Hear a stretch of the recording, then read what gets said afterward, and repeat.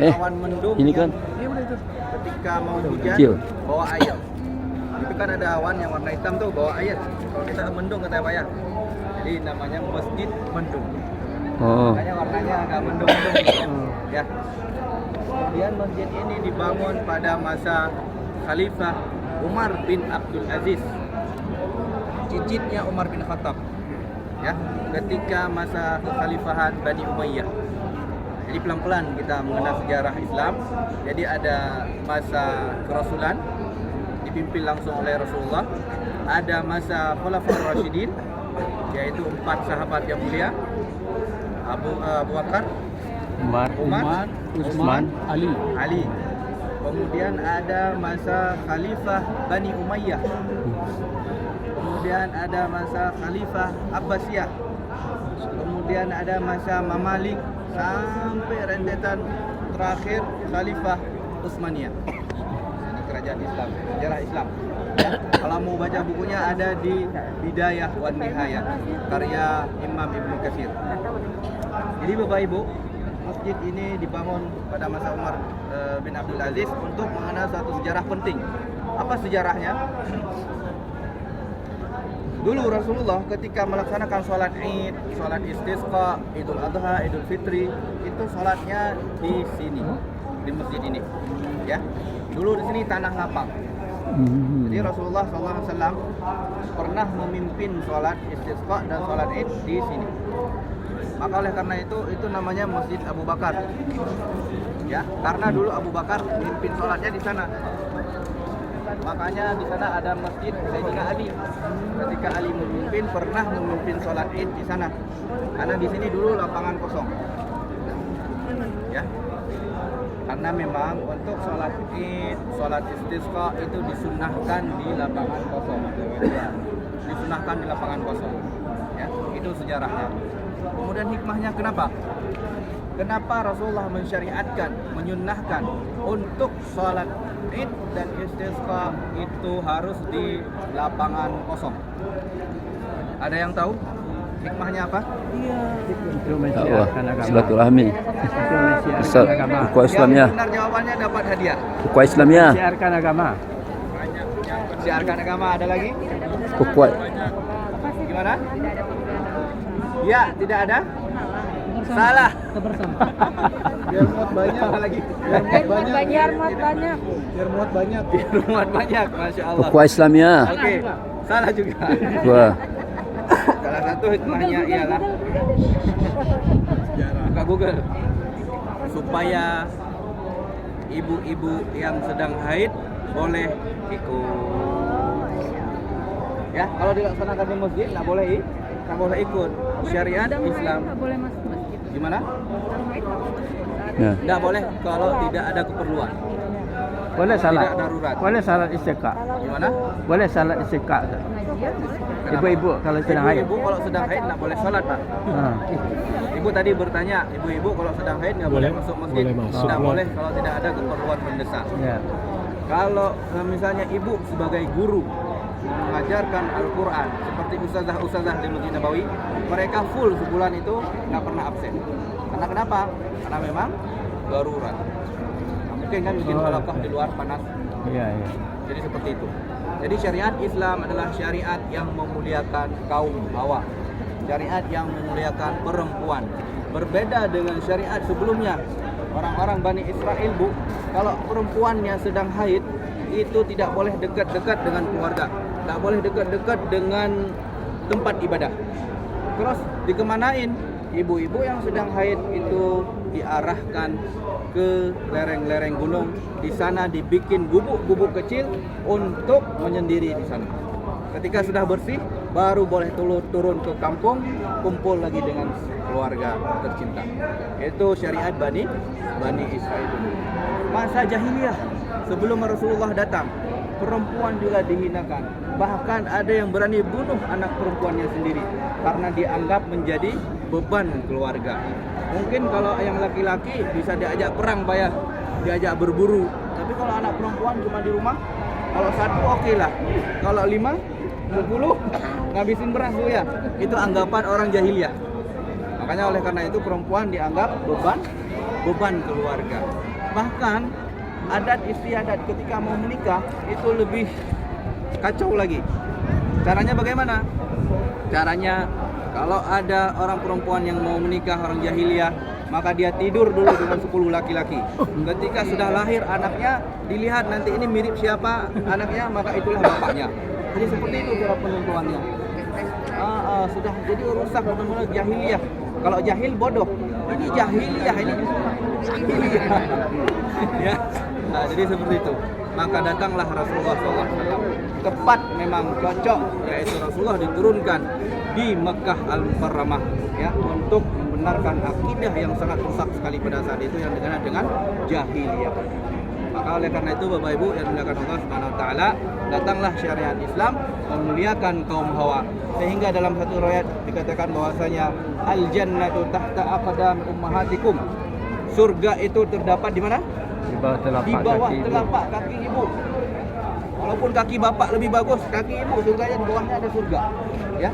Jadi ibu-ibu juga dimudahkan oleh Allah Subhanahu wa taala untuk masuk ke dalam surganya Allah Subhanahu wa taala. Ibu-ibu kalau melahirkan kemudian meninggal dunia itu mendapatkan pahala mati syahid.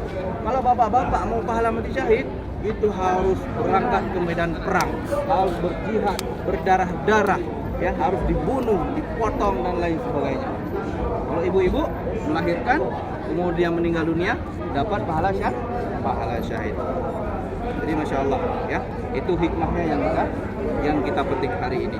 Kemudian ada lagi amalan khusus yang diajarkan oleh Rasulullah SAW khusus untuk ibu-ibu. Supaya apa?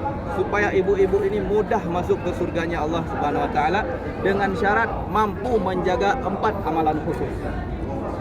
Yang pertama ialah menjaga salat wajib. Salat wajib saja. Kalau ibu-ibu mampu salat wajib saja, insya Allah mudah masuk surga. Kemudian, tapi kebangetan. Kalau cuma salat wajib, cuma mampu salat sunnah.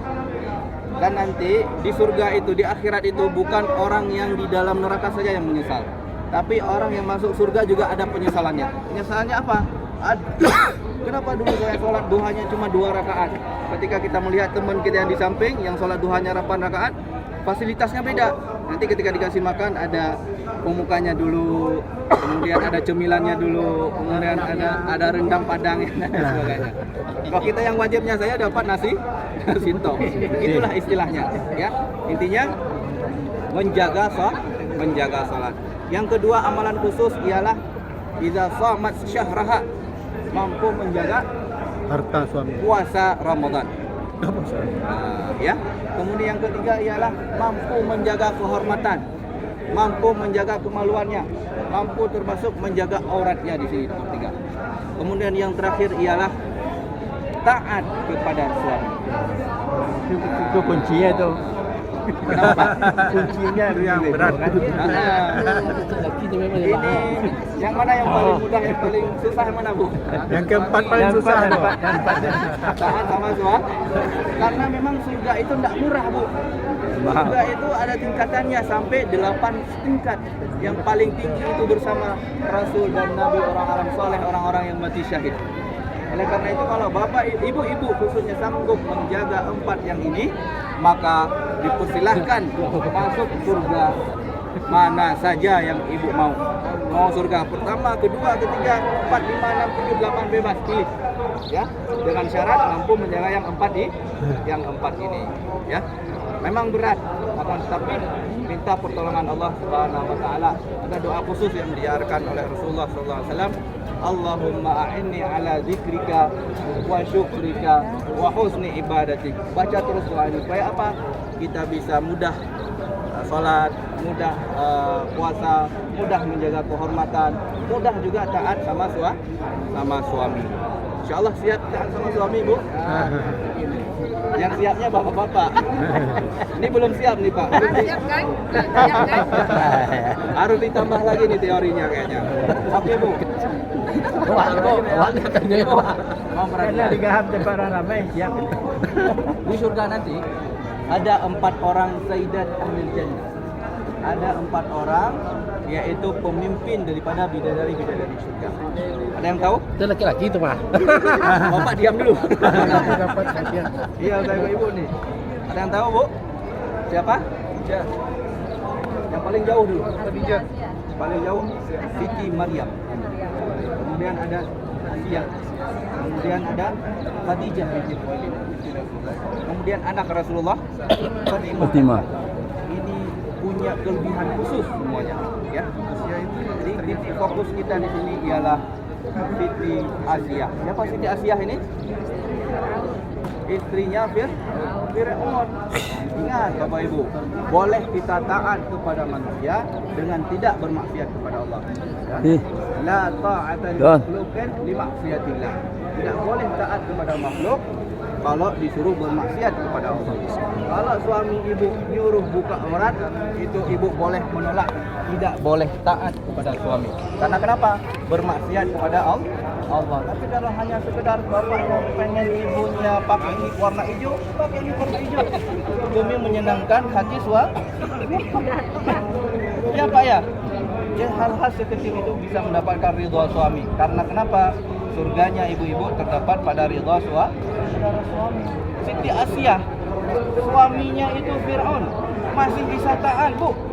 Ini suami ibu lihat. Ya, Fir'aun amat kok. Bukan amat. Fir'aun amat. Masih mau salat, masih mau diajak umrah, masih mau pakai peci, pakai bunga, Masya Allah. Ayo taat dong. Ya, seperti itu, Bu.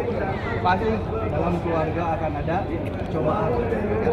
Jadi karena itu bukan saja ibu-ibu meminta ridho suami, tapi suami juga harus mendapatkan daripada istri-istri.